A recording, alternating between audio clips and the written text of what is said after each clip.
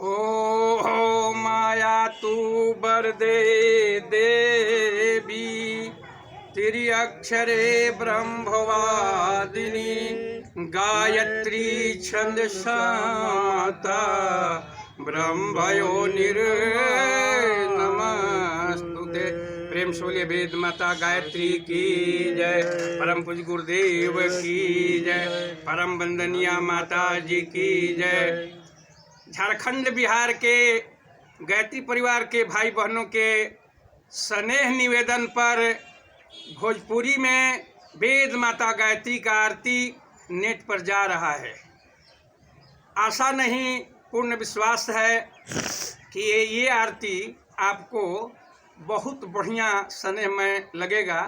तो आप सिन्हा भजन संध्या चैनल को सब्सक्राइब करेंगे, लाइक करेंगे, शेयर करेंगे। बोला बोला गायत्री माता की जय। सोना के थारियावा में दिया बाती बार के, सोना के थारियावा में दिया बाती बार के, आरती उतरब हम गायत्री माई के, आरती उतरब हम गायत्री माई के। सोना के थारियावा में दिया बाती बार के, आरती उतरब हम गायत्री माई के। चरण पाखरब हम परम सुखदाई के, चरण पाखरब हम परम सुखदाई के। सोना के थारियावा में दिया बाती बार के, आरती उतरब आपन गुरु श्री राम के, आरती उतरब हमन गुरु श्री राम के। चरण पाखरब हम परम सुख धाम के, चरण पाखरब हम परम सुख धाम के। ब्रह्मा जी पूजलन माई के, विष्णु जी पूजलन हो, ब्रह्मा जी पूजलन माई के, विष्णु जी पूजलन हो। भोला बाबा पूजलन माई के, डमरू बजाई के, भोला बाबा पूजलन माई के, डमरू बजाई के। आरती उतरब हम गायत्री माई के, आरती उतरब हम गायत्री माई के।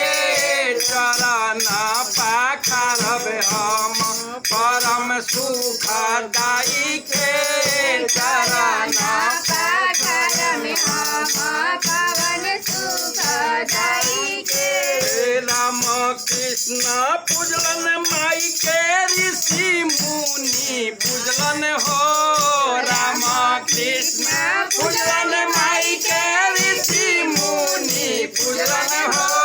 नारद बाबा पूजलन माई के, नैया लगाई के, नारद बाबा पूजलन माई के, नैया लगाई के।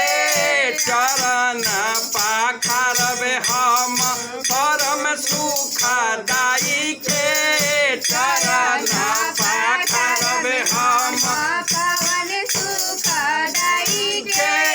आरती उतरब हम गायत्री माई के, आरती उतरब हम गायत्री माई के। काली लक्ष्मी गंगा गीता दुर्गा भवानी के, काली लक्ष्मी गंगा गीता दुर्गा भवानी के।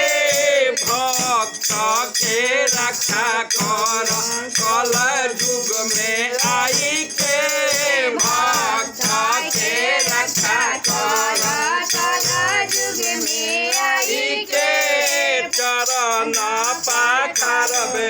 हम अपन गायत्री माई के चरण पाखरब हम अपन गायत्री माई के सोना के थारियावा में दिया बाती बार के सोना के